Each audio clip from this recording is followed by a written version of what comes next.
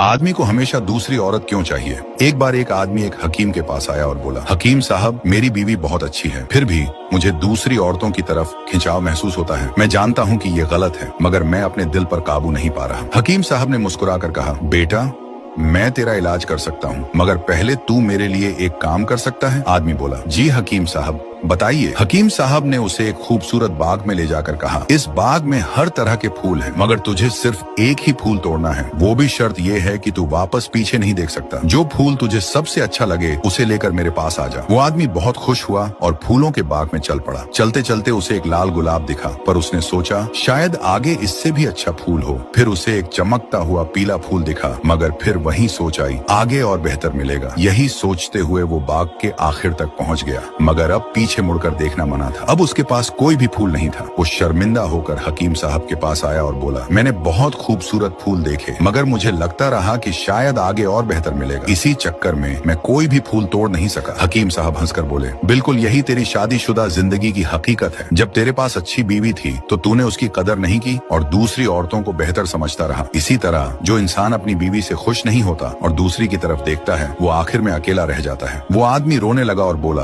अब मैं समझ गया हकीम साहब, काश मैंने शुरू में ही उस गुलाब को चुन लिया होता। अल्लाह ताला हमें अपनी बीवी और अपनी नियामतों की कद्र करने की तौफीक दे, आमीन।